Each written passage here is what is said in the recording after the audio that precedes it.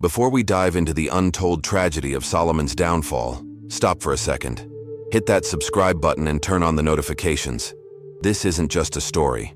This is a warning wrapped in ancient truth, a fire-lit mirror held up to our generation. You won't want to miss what's coming next. Solomon, the king who had it all: riches, wisdom, the favor of God himself. And yet, with 1,000 women surrounding him, his heart was torn to pieces. This is the story of how one man's desire led him from divine favor to devastating ruin. And what it reveals about who we trust will shake you. He was young, unshaped by life's harsh edges. Solomon stood on the edge of greatness, with nothing but his bloodline and a divine promise. He didn't inherit a simple throne. He inherited a nation still trembling from the shadows of his father David's victories and failures. As he stepped into kingship, there were whispers in the corridors of the palace. Could this boy really carry the weight of a kingdom? What they didn't see was the fire flickering inside him, the potential, the hunger, the dangerous innocence of a man destined to either rule with righteousness or collapse beneath his own glory. Raised among betrayal and bloodshed, Solomon had watched his brothers tear each other apart.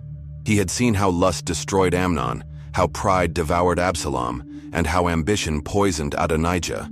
That palace, dressed in gold, echoed with the screams of history. But Solomon was different, or so they thought. He wasn't driven by rage or vengeance.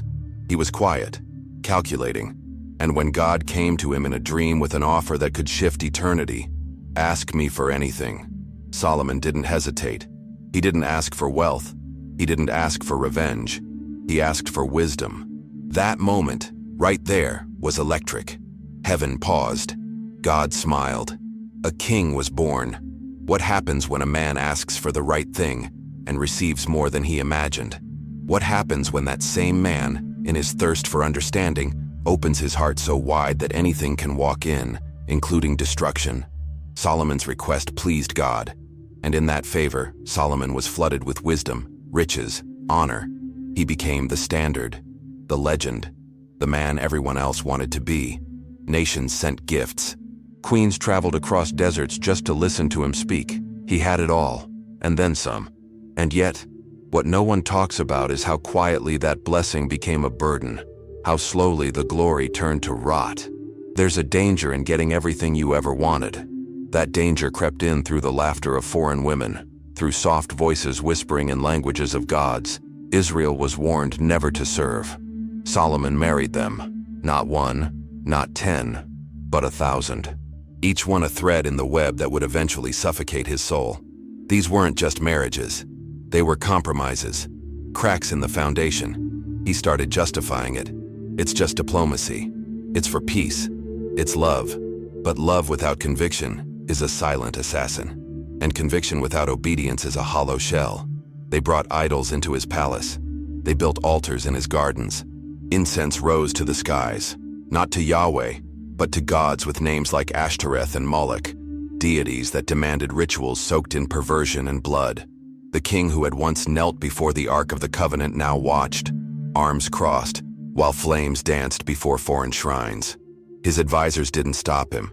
His people followed him. When a king turns, the whole nation shifts. What began as a whisper became a storm. What began as a compromise became chaos. Can you feel it?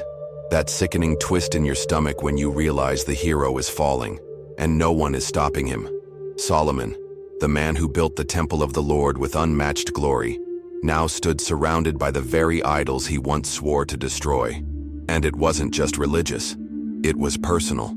He wasn't just worshiping other gods.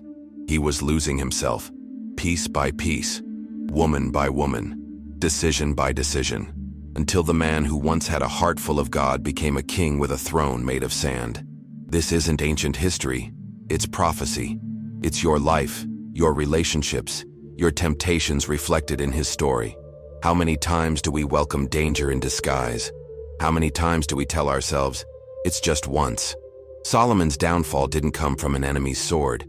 It came from his own choices, his love for women who didn't love his God, his refusal to draw the line, his failure to guard what was sacred.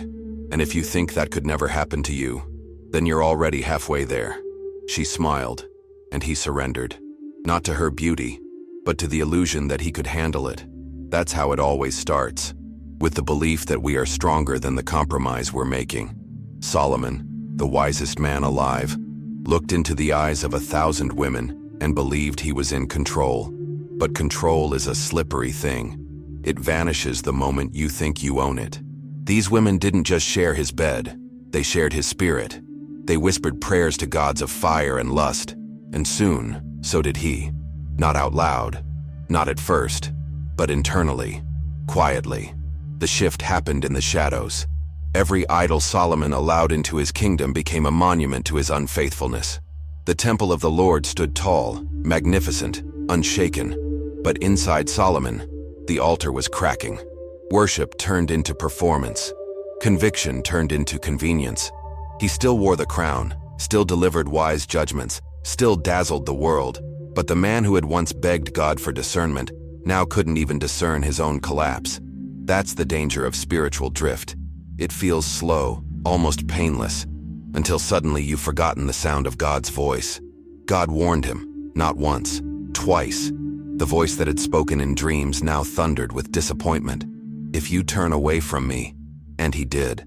God's wrath wasn't impulsive, it was earned. Solomon broke the covenant. He let his heart be stolen. He let the sacred be profaned. And when God speaks of tearing something away, he doesn't bluff. I will rip the kingdom from your hands, he said. But even in judgment, there was mercy. For the sake of David, Solomon's father, the full punishment would fall on his son. Still, the cracks had spread, and the ruin was already in motion. Enemies began to rise. Men God himself raised to oppose the king who had once been his servant. Hadad, Rezon, Jeroboam. These weren't random rebels, they were divine consequences. What Solomon had built with wisdom, he would watch unravel because of desire. The sword didn't strike from outside the gates. It was summoned by the king's own disobedience. Legacy became liability. His name, once revered, became a cautionary tale. What good is wisdom if you don't live by it? What good is a gift if it leads you away from the giver? And yet, he knew. Deep inside, Solomon knew he had lost something he couldn't get back. That's why Ecclesiastes hits like a dagger. It's not a book of philosophy. It's a confession. The words of a man who tasted everything this world has to offer and still felt empty.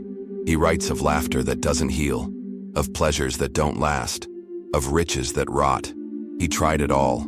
Wine, women, music, gardens, gold. He built kingdoms inside his palace and still couldn't fill the void in his chest. Why? Because the soul doesn't feast on opulence. It craves eternity. He writes, I denied myself nothing my eyes desired. And then he admits it was all meaningless, a chasing after the wind. That's not poetry. That's pain. That's the cry of a man who once stood in the holy place, basking in the glory of God, and now walks alone through empty halls, haunted by the echoes of his own choices. If you've ever achieved something only to feel hollow inside, if you've ever chased pleasure and found it sour on your tongue, you already understand Solomon. You don't need 1,000 wives to lose your way. Sometimes one compromise is enough. But here's the most terrifying part. He almost made it. Solomon reigned 40 years. He had time to repent, to turn back, to tear down the altars he built. But there's no record of him doing so. No grand moment of restoration. Just a slow fade into silence. The wisest man in history ended his life more lost than when he began. He started with a prayer for wisdom, and ended with a book filled with sorrow. That's not just his story. It could be yours. Unless you decide, right now, that no relationship, no pleasure, no distraction is worth your soul. He watched kingdoms shift and enemies rise, but the war he truly lost was the one inside. No sword could wound him like his own regrets. And in those final years, when his palace grew quiet and his women grew old, Solomon was left with the only companion who never abandoned him: consequence. The golden walls that once shimmered with purpose now echoed with questions. What had it all been for? He had wisdom, yet lacked obedience. He had wealth, yet forfeited peace. And the silence of God was the loudest sound he had ever heard. There's a pain in realizing your influence helped others stumble.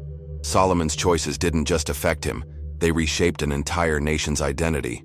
The people who had once been called to be separate, holy, now bowed before the gods of their neighbors. Paganism seeped into Israel not through war, but through romance, through compromise disguised as diplomacy.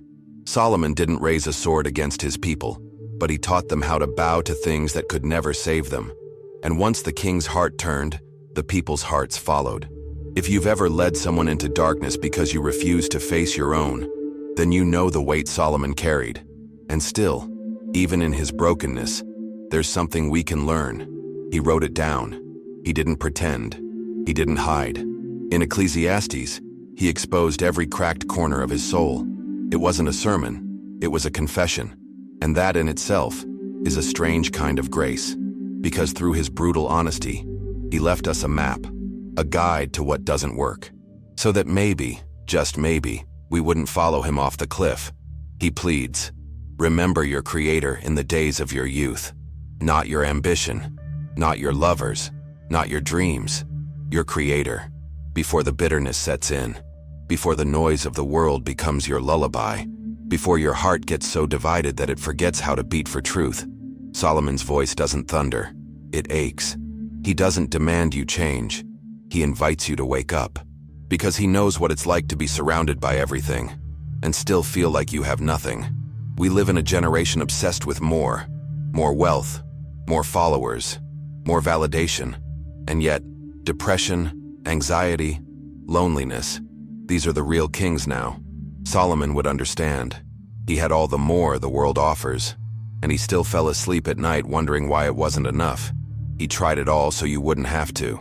He ruined himself to leave you a warning. And if we don't take it seriously, we are fools cloaked in comfort, sleepwalking toward the same disaster. There's a line between wanting love and worshiping it, between appreciating beauty and becoming enslaved by it. Solomon blurred that line until it broke. Don't think you're immune.